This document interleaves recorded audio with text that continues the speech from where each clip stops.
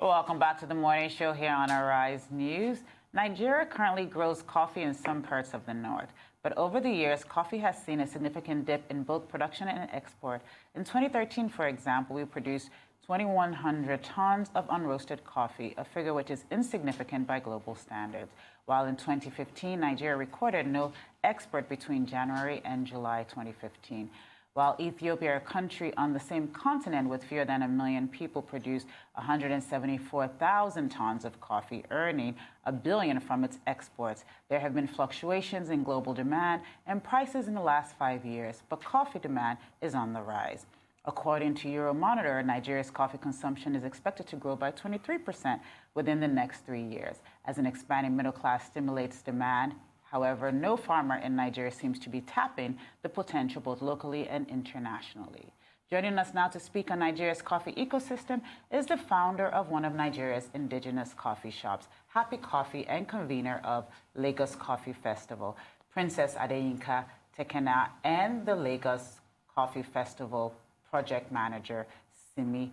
Good morning and welcome to the show. Good morning. Good morning. Good morning. Thank you for joining us. Thank you. Thank you for having us. So I am a coffee drinker. So when I heard that the coffee is grown in Nigeria, I wanted to specifically understand how, not much coffee, but some coffee is grown here. But I wanted to understand, where do we actually have the right temperature and the right soil mix to actually grow coffee? And where's it currently, and how can we expand that? Because this is a $100 billion business globally. Yes, so 22 states in Nigeria can grow coffee. 22? Including Lagos. Seriously? So, yes. So can you take us through the whole process as well, from the farm to the coffee cup? So, you know, when you look at it, about 2 weeks ago, I was in Abuja in a meeting with the Federal Ministry of Trade and Investment and all of the farmers from across the country, because there was a visitor we had, and the first time the MD of the International Coffee Organization came to Nigeria for the first time in 64 years, since 1964 when we joined as a member nation, and that's the first time we're welcoming an executive of that caliber coming to Nigeria. And Nigeria seems to be one of their pinpoints for the future. And the reason is because, one, we have an emerging market. We are an emerging market, and we also have the population to grow the consumption of coffee globally. So the goal is to ensure that our farmers have the adequate resources they need to ensure that we grow effectively in all of these states. So, and those are one of the things that we're looking to do with the festival. So if we look at it like a state like Taraba, who already grows coffee, or Jos, states like Abia, Kogi, I heard from the farmers themselves that Kogi coffee used to be one of the best in Africa when we're still on the map for coffee. So there's a lot of work that needs to be done, and I believe that as an indigenous Nigerian coffee brand, we need to showcase Nigerian coffee, because there is a coffee chain, and that coffee chain starts from the farms all the way to your cup. And I always ask people, Nigeria drinks coffee every day. The question is, where does that coffee come from? That is the question. What type of coffees what type of coffee do Nigerians normally drink? Especially because I feel like there's brewed coffee. Yes. Tell us about coffee. Tell us about coffee. So, you know, we segment countries into either instant coffee or fresh brew. So Nigeria is more of an instant coffee nation. That was how we started. But we're gradually moving to fresh brew, and that's what a lot of the coffee shops, all of the coffee connoisseurs like Simi and the rest of them are doing. And that now speaks to what we do in the farms, because the farmers have the produce, they have the coffee beans. So if we look at the value chain and ensure that the right steps, frameworks by the government, the private sector gets in with financing, then we can begin to see a lot of changes with what we drink in our cup. So I wanted to ask you about your thoughts on that, because there's a bit of snobbery in the coffee world with regards to fresh brewed or instant. Do you turn your nose up at instant coffee and instant coffee drinkers? You do? I do. I'm sorry. I say instant coffee is not coffee. It has to be fresh brewed. And the honest fact is we have to be realistic about our environment. As Yinka pointed out, the truth is we have grown up consuming instant coffee. And it's not so much about you drink instant, I don't. I think it's more a question of conscious consumerism, which is lacking here. So it's very common that Nigeria becomes the dumping ground for all the brands or all the foods and products that the Western countries possibly have tossed years before. And the question is, when you consume food, when you go to restaurants, do you think about what you're eating? So when you pick up this cup of coffee in the morning, is it just add sugar, add milk, down something before I head out the door? Or do I know that this came from a farm where X number of farmers are contributing or growing their economy locally and are contributing to the GDP? Do I know that the beans used to produce this coffee cup have qualities in them that could enhance my overall well-being? So it's just a matter of understanding. It's your choice if at the end of that you choose to go for instant coffee, but at least you know what the basis of your choice is. So is that, so this storytelling around what we eat, how we eat it, and also the people that bring into light, this is one of the things that has been a big game changer for the Ethiopian coffee market. It was very clear when the Ethiopian market wanted to change the narrative around Ethiopian coffee, especially with the West, and working very closely with big coffee chains. I know you were influenced by Howard Schultz. Yes. And they have been a turning point. Howard Schultz is the founder of Starbucks, of changing the story, especially around farmers. How do you feel, first of all, how did that story influence you to start to do what you do now? And what do you think the journey is for other African countries? Nigeria is one. We're baby steps in this, but there are other countries that are also advancing in Africa. Let's talk about that a little bit. So first, my influence from the Starbucks story wasn't just the story of how the chains were built. It was more about the narrative of how he transformed the American coffee culture to a pop culture and to a mainstream culture. And there were elements. And conscious. Yes, it was very conscious. But there were things he did. How he treated his team, being a member of the Starbucks community was very important to him. Where the coffee came from was very important. So the question I always ask as a business owner, or why I started Happy Coffee, because people are like, coffee. It was just more like, who's drinking coffee? What do you mean? How do you say it? But if you look at it, it's not just a drink in your cup. It's a lifestyle. Economies, we can create employment out of Happy Coffee. We can create employment out of, creating coffee entrepreneurs like myself. But most importantly for me is the journey of the farmer. Because I have had opportunity to meet both male and female farmers from Taraba, Jos, Kogi, Abia.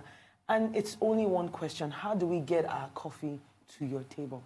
So, and those are the issues that we must answer as the private sector that we engage.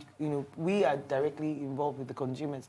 And also what happens on our farms. Because at the end of the day, if 22 states in Nigeria can grow coffee actively, then those questions need to be answered by looking at how do we consume coffee. Why should I go into a supermarket and I can't get an indigenous brand sitting on my shelf? Why? Those questions need to be answered. And that is why we keep speaking. I advocate, anybody who knows me knows that I advocate for Nigerian coffee.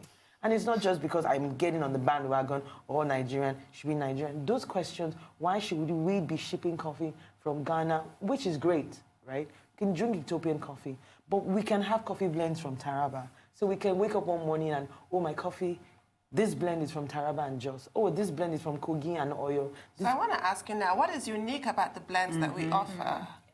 So coffee is from every origin of coffee comes from the soil. So the taste of your coffee is from whatever the soil gives to you. So if you see a blend is basically taking two origins and putting it together depending on the acidity, depending on the taste. So there are different parameters to creating different blends. But first, we must look at our farms, which is very critical to the growth of the coffee economy as a whole. But I want to actually build on that because, for example, one of the things you said is we can have different coffee from different places, sort of the same way people drink wine from different places. There is certain different taste or nuttiness that you get from different coffees. There's some places where I find Ethiopian coffee has a very darkish and lingering taste, and I find Rwandan coffee is actually a bit nuttier for me. It's very nutty when you drink it. What type of characteristics do we get from our coffee? And a lot of it also happens in the roasting. Do we have a special technique? Is it I mean, in Taraba, do they have a special way they roast coffee, or are they just planted? So in the value chain, so you have the farmers, you have the off-takers, then you have the roaster, and then the retailers, like who we off-take from farmers in Taraba through our roaster. So when you look at that value chain, now the taste of coffee comes from the soil. So in Taraba, the coffee will taste differently than if you planted it in your state. What do you find in Jos versus? So it's more chocolatey. Yes. So our coffee, people say, oh, there's a bit of chocolate, like a chocolate flavor to it. So I don't know if that's from over time we planting cocoa. Or something, but a lot. Those are kind of the recommendations we get or the critiques we get. Oh, it has like a chocolatey taste. So that's the way to market it. So tell us about the Lagos Coffee Festival. What are the plans for that? All right. So speaking of marketing, the Lagos Coffee Festival is a platform to bring this conversation to the fore. So right now, there is a growing and strong community of coffee lovers in Nigeria. Old-timers who've appreciated coffee maybe in other parts of the world, recent converts into the coffee culture. And the idea is encourage people to explore this product. Coffee tastes good. You can learn to appreciate coffee the same way you learn to appreciate wine. But beyond that, taking the conversation outside of the cup and into the minds of people. Let's look at this as a commodity and an opportunity. And as Princess very aptly pointed out, we are missing out on a tremendous opportunity to grow a commodity that we have access to, we have the means, we have the environment, and we have the need for it. We have farmers who have closed down their farms because they can't, there isn't enough consumption locally, and there's no support to bring their products up to par so that they can export. So what we're saying is, let's give Nigeria a chance on the coffee scene. What would happen if government did its part, if industry did its part, if consumers increasingly were exposed to this product? What could we do with coffee? Could we revive this opportunity? Could we perhaps even revive cocoa in the process? And once again, put Nigeria on the map for coffee processing. So it's going to be a splendid event. We've had a series of activities up to, which will culminate on the main event day on October 5th at Nakano's in Ikoyi. And we will have farmers coming from 7 different states at least. So you'll have the opportunity to see the local beans and taste the chocolatey flavors. You'll have the opportunity to taste different types of coffees. We're going to be hosting master classes, so you see how it goes from just raw beans through the roasting process until it gets into your cup. So it's an education-oriented event. It's a family affair. We'll have light music in the park. There'll be bites. And we're inviting local players in the coffee business. And so there'll be lots of coffee shops, people who make other products using coffee. So just a fun festival atmosphere to enjoy the product, be exposed to it, be educated, and ask questions, network. That's the basic idea. Sounds great. Sounds really interesting. We hope you'll be coming. Yeah, we'll definitely stop by. So tell me, where can I get Happy Coffee, and what type of products does Happy Coffee So now we have, like I tell people, we're writing a story. And, I love, people have said, oh, do you want to be like Starbucks? I love Starbucks, but we don't want to be like Starbucks. We want to be Happy Coffee for Nigeria and for Africa. And like I say, we're writing our own coffee story. There is the Western culture in how they consume coffee. We want to, I tell people, forget all this big grammar. I'm shy. I'm just sophisticated in my way and my outlook, because we have been drinking tea and coffee for centuries. There is a way Nigerians like to associate. There's a way we like to commune. We are creating a culture out of that, basically. And so that's why we will go to events to serve coffee. We'll go to weddings to serve coffee. We will go to housewarming occasions to serve coffee. We have different arrays. We know Nigerians like to drink different things other than coffee, like alcohol. So we have some we have infused, because we also realize that Nigerians have a palate, and we like to play on your palate. So we've created an array of drinks. So in our cafe, we have coffee shops. We have 2 presently. One of the things I wanted to talk to you about is, how old is Happy Coffee? She's 4. She's 4. And also, too, so when you said you wanted to set up a coffee shop in Lagos, a place where there's not a fundamentally strong coffee culture, What were some of the challenges, and how did you get people to start coming in, and even, especially people that this was new to? So Happy Coffee didn't even start as a coffee shop. We literally have evolved into a coffee shop. Oh, okay. I'm also a Tunelumele entrepreneur. Okay. That was how I got my startup grant to start off my coffee business. So the idea generally was first, one, Nigeria grew coffee. Why didn't an average Nigerian have access to locally grown coffee? So those were the questions that prompted me to starting a coffee brand. So Happy Coffee is actually a coffee brand. And out of that coffee brand, we started that. So we looked at so then it was just me. So I looked at it and I said, okay, I have $5,000. What should I do first with this? And as also a business designer, the first thing was to prototype what kind of product did a Nigerian want? Was it a coffee shop or just a coffee experience?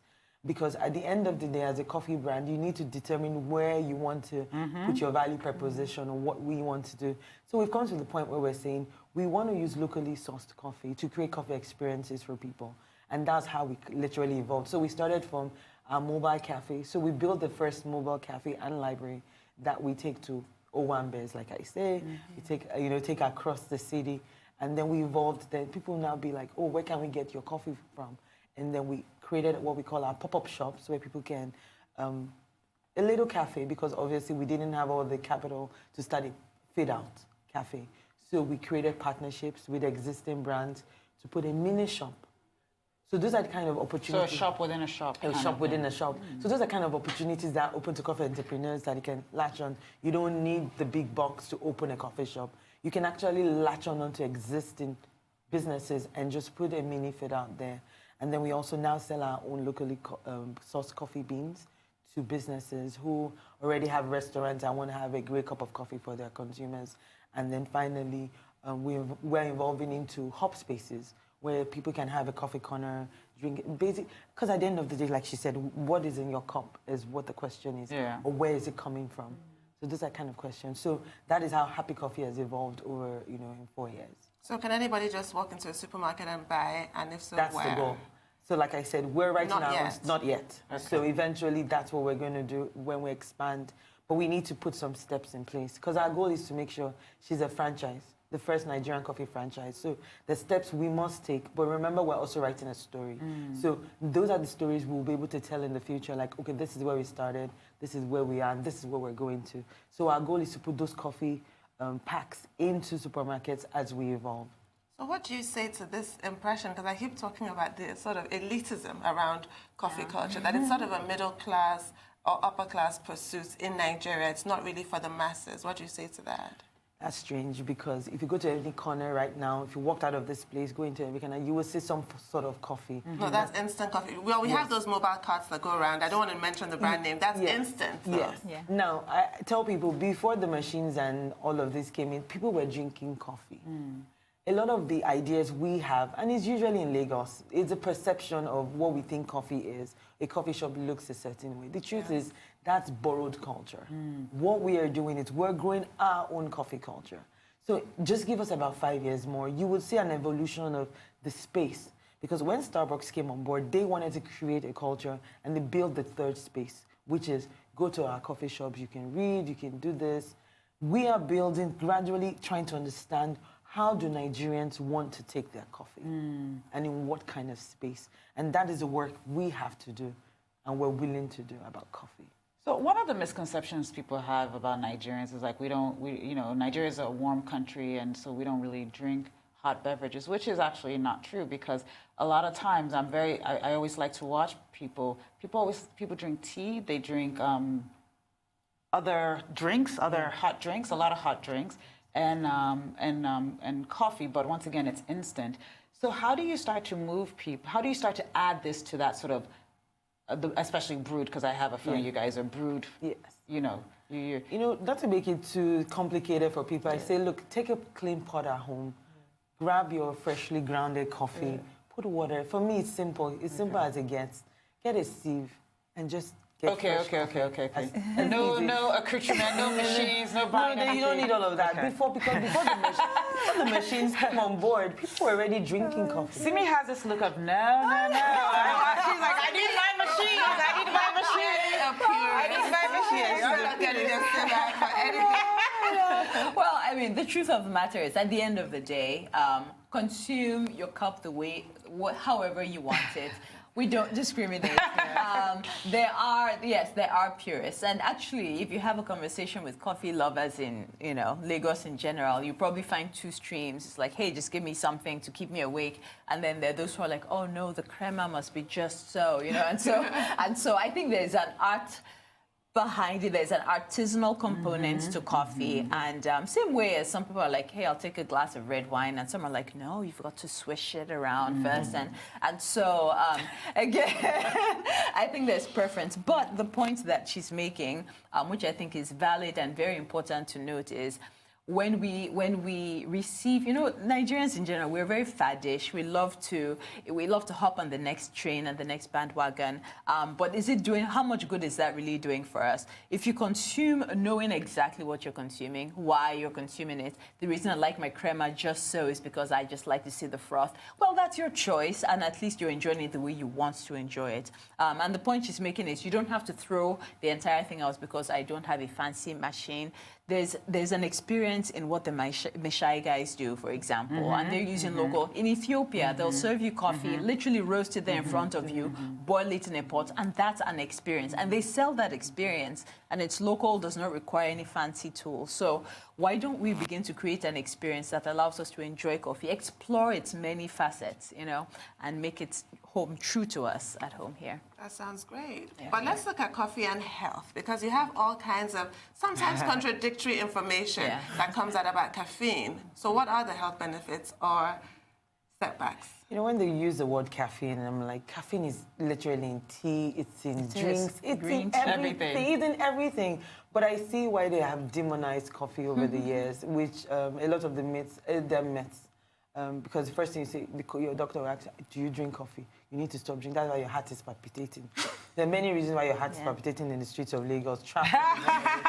So don't demonize coffee. Because we were at the Brazilian consulate yesterday. One of our pre-events was at they hosted one of our pre-events. And he told us, he said, from the age of 2, they have coffee in their bottles.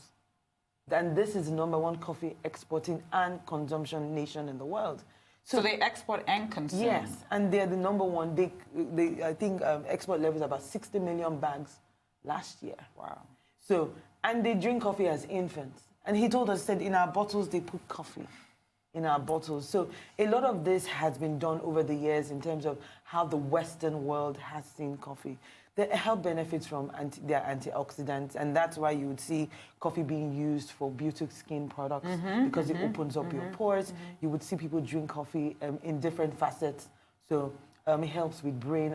There's a lot of research that has been done from the American Institute. So there are studies that have backed, research that have backed coffee over the years. If you even go into the farms, you would hear more stories, and those are the kind of stories we're going to be showcasing towards the end of this year. The story from the side of the farmers, and see how... I met a coffee farmer in Abuja, a female coffee farmer, and I'm like, her skin was just great. So a lot of those things they have demonized just to look for a culprit, but it is not. It is not. There's so many benefits to it. I say it's when we begin to add on too much sugar, too much milk. Sure. But from studies also, an average Nigerian has a white palate when it comes to coffee. So our coffee has to, and in general, our coffee has to come with milk and sugar, and it's just the way we've learned to drink beverages over the years. But people see me, I'm half purist. So I still like some sort of, brown sugar and the rest of it. So, and one of the mottos in Happy Coffee is give people coffee the way they want it. Sure. Because there is a way you came to us. We can move you along, help you learn, understand by educating you and move you along to Simi's level, but we understand that there is a spectrum. So we start you from, you came from instant, we move you to fresh brew. So we've created a system to just gradually guide you to making the right choices about how you want your coffee.